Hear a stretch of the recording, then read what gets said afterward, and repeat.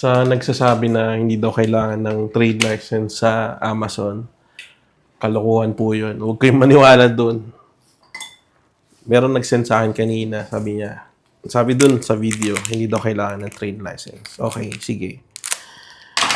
Paglaban natin na kailangan ng trade license talaga dito pag magbebenta kayo sa Amazon. Okay, so before last year, nagsabi na ako sa inyo na merong bagong update yung Amazon.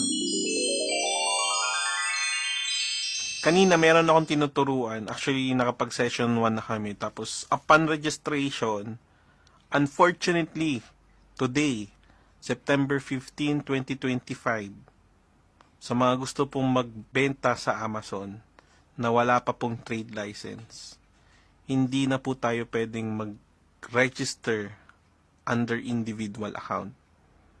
So, upon registration pa lang, hinahanapan na ng trade license ni Amazon yung mga gustong mag-open ng selling account. Kung nagpaplano kayong mag-register dito without trade license, unfortunately, hindi na kayo makakatuloy. Nawala na yung portion dyan sa baba na individual.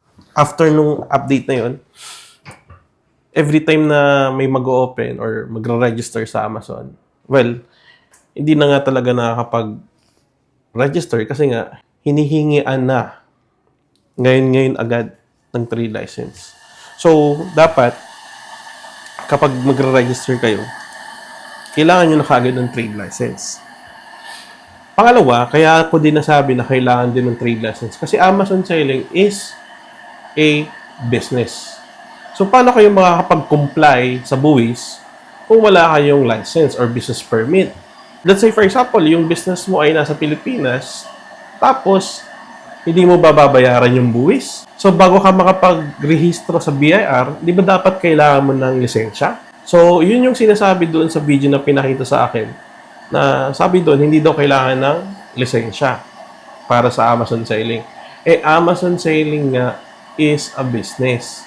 So, paano kayo magko-comply sa buwis or sa tax kung wala kang lisensya? So, illegal ka nagbebenta. So, paano yung sasabihin sa akin na hindi kailangan or hindi required yung trade license? Sige nga. So, anyway, this is my 12 day of 30 days video challenge. And my name is Ace. Actually, masama pakiramdam ko pero pinili ko lang pumasok. Kaya magkakape muna ako.